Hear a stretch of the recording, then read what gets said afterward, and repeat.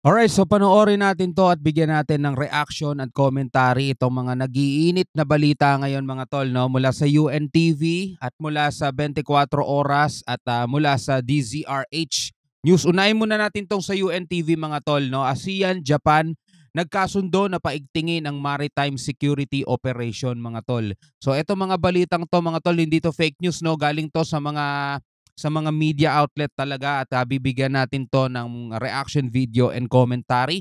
Samahan lang ninyo ako mga kapatid, so 'wag na natin patagalin 'to, panoorin na natin 'to.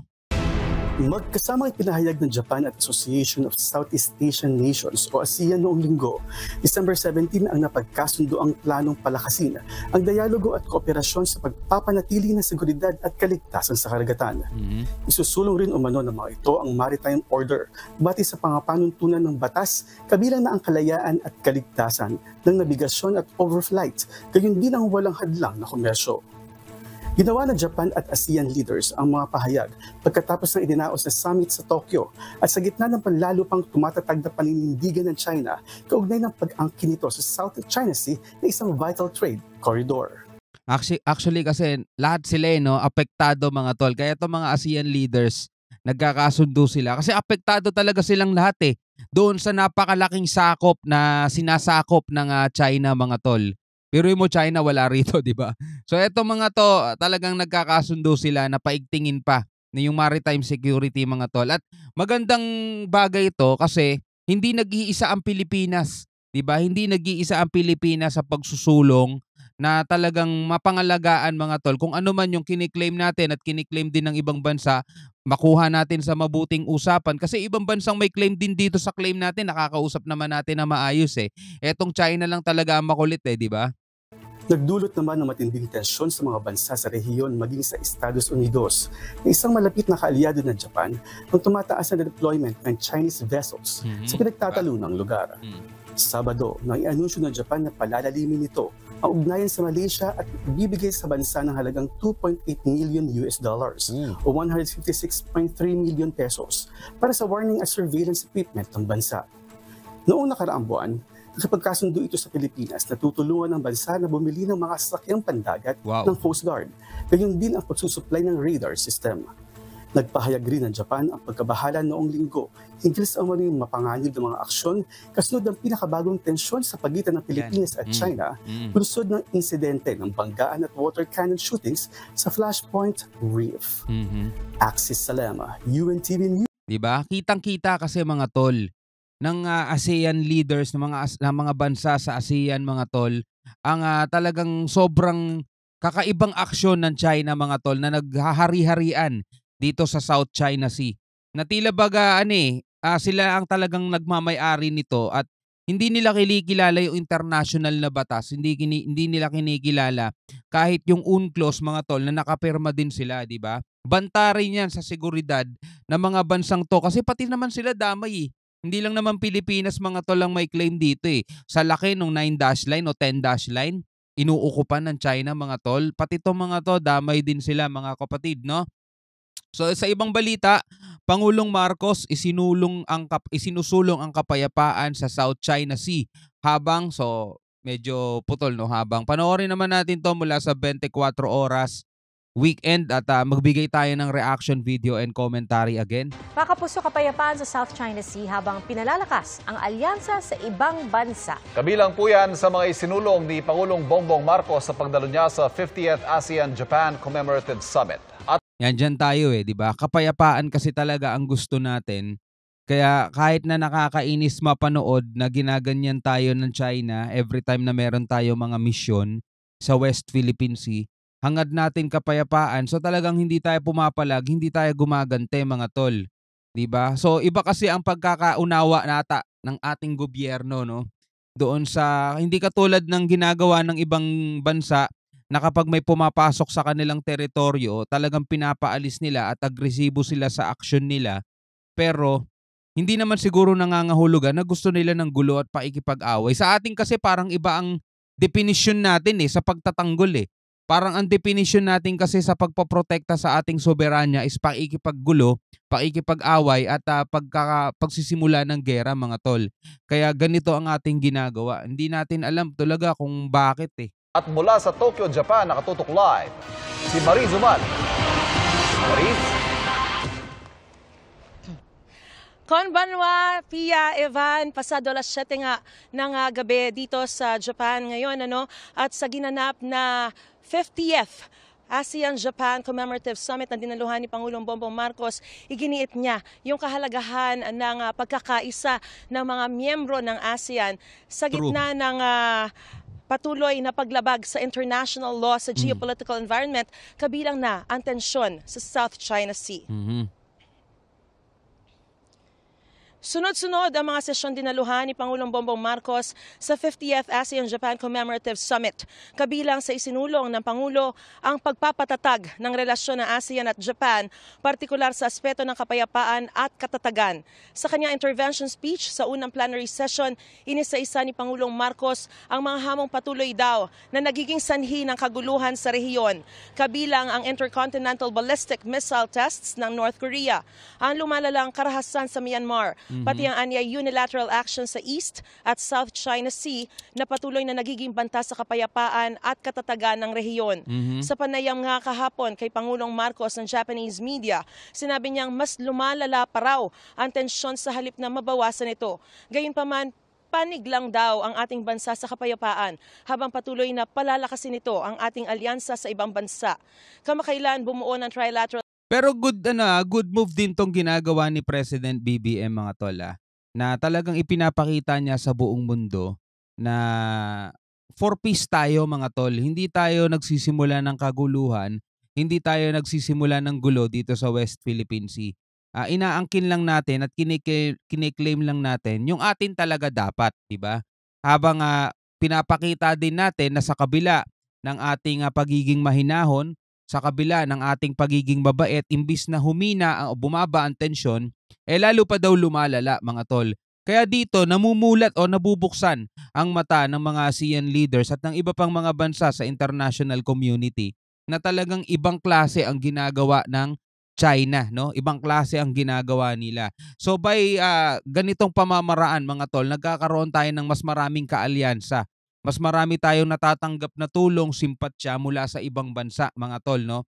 Minsan kasi talaga, maganda rin yung mga ganitong bagay.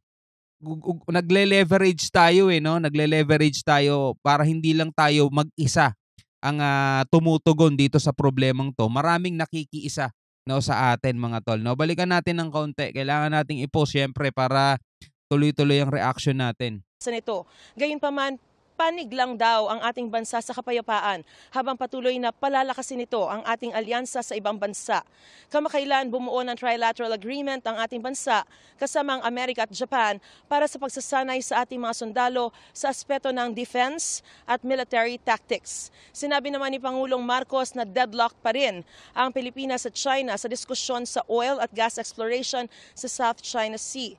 Nanawagan din si Pangulong Marcos sa Japan na bumuo ng 10-year roadmap sa paggamit ng bagong teknolohiya at climate resilient plans para masiguro ang food security at maibsan ang epekto ng global warming. Nagbigay din ng Pangulo ng speech kaugnay sa creative at sustainable economy. Sinaksihan naman ni Pangulong Marcos ang palitan ng mga pinirmahang kasunduan sa pagitan ng Philippine at Japanese Coast Guard at ng DENR at Japanese Environment Ministry para sa environment protection. Sa kanilang joint statement sa pagtatapos ng ASEAN-Japan Commemorative Summit, sinabi ni Japanese Prime Minister Kishida Fumio ang magiging direksyon ng relasyon ng ASEAN at Japan. Narito ang magkasunod na pahayag ni Prime Minister Kishida Fumio at ni Pangulong Bongbong Marcos. All right. A world in which every country shall pursue peace and prosperity, where principles such as democracy, rule of law, good governance, and respect for human rights and fundamental freedom are upheld. In order to address the effects of climate change, we are advocating for collaborations in accelerating climate financing and implementing nature-based solutions. This activity today displays ways on how we can improve and provide solutions to societal problems sustainably and with innovation.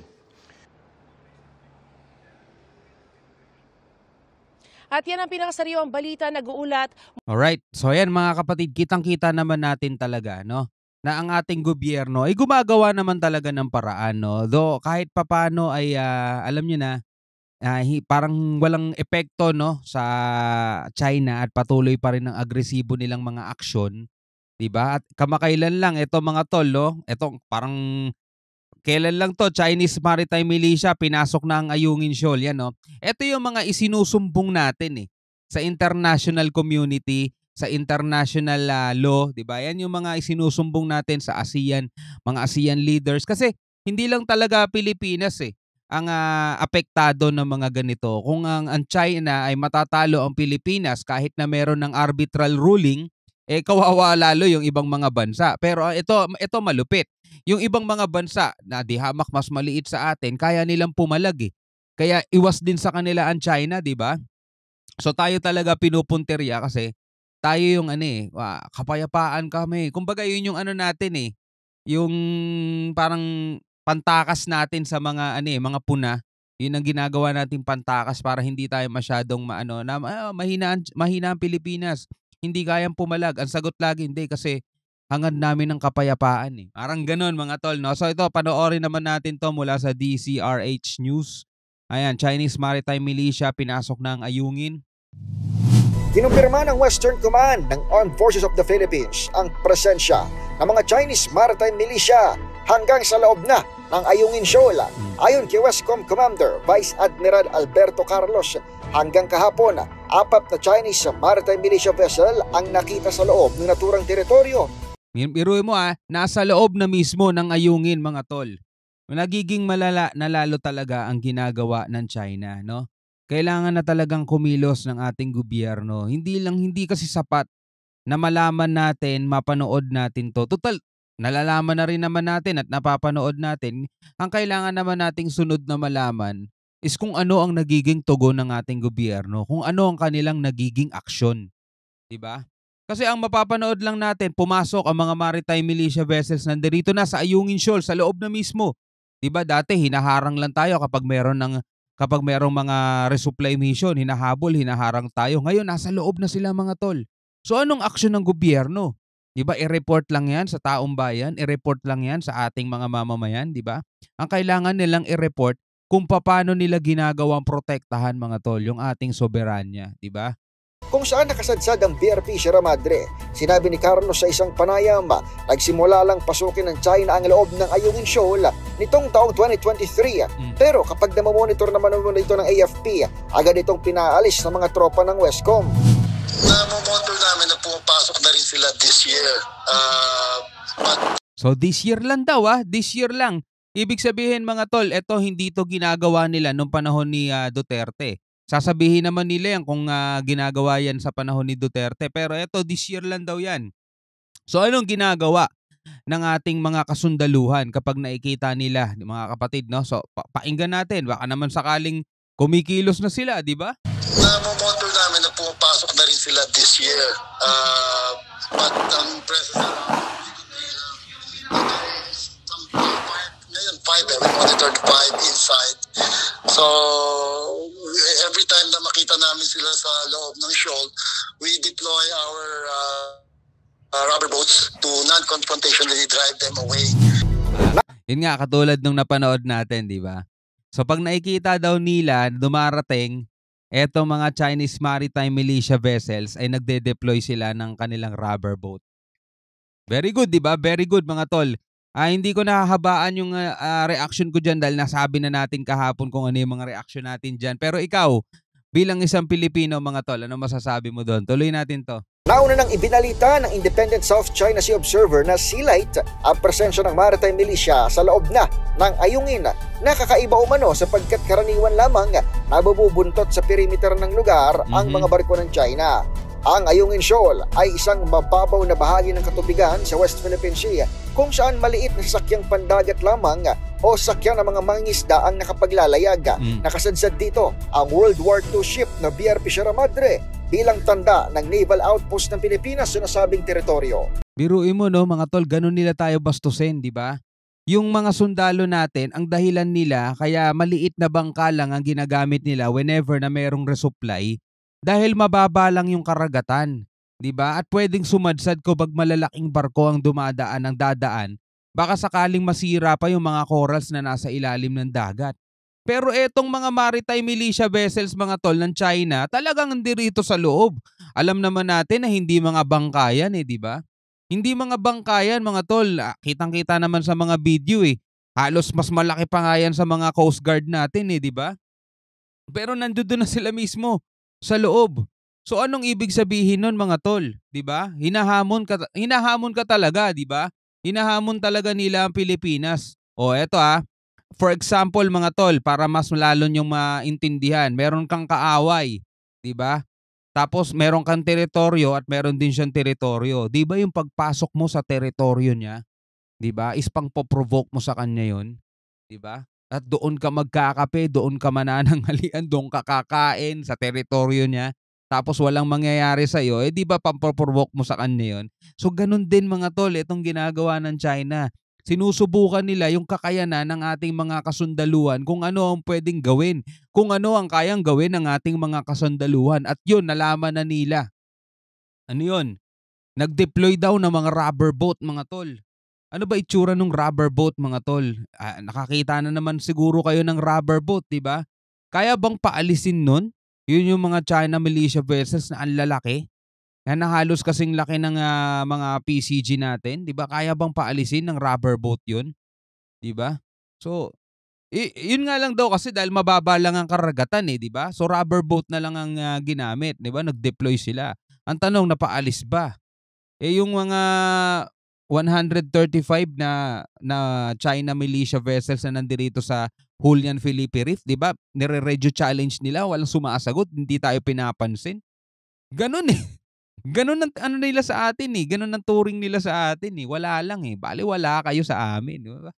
Para sa kauna-unahan sa Pilipinas, DZRH, ito si Edniel. Alright mga kapatid, so ikaw bilang isang Pilipino, ano masasabi mo dito sa mga balitang napanood natin ngayon at nasaksihan, no? Sa tingin mo ba ay napakakabilib-bilib at katakot-takot na talagang kakayanan ng ating bansa para harapin itong mga to? O talagang pinapanindigan natin kasi yung sinasabi ni President BBM na talagang para sa kapayapaan tayo. Pero magkaiba kasi yung para sa kapayapaan at saka yung poprotektahan mo yung iyong soberanya, 'di ba? Hindi naman siguro paghahamon ng giyera o paghahamon ng away kung ikaw ay isang security guard at pinasok ka ng mga intruder sa iyong binabantayang establishmento at talagang gagawin mo lahat ng iyong makakaya para mapalabas lang sila. Siguro hindi pakikipag-away ang tawag doon. Ang tawag doon is ginagawa mo yung iyong katungkulan, 'di ba? So alam naman natin ginagawa naman nila ang katungkulan nila bilang isang PCG, Navy, AFP, pero 'di ba yung ikakabilib sana ng bayan 'di ba? So ikaw bilang isang Pilipino, ano masasabi mo? Comment ka na lang sa baba. Hanggang sa muli, ako nga pala si Shobal D.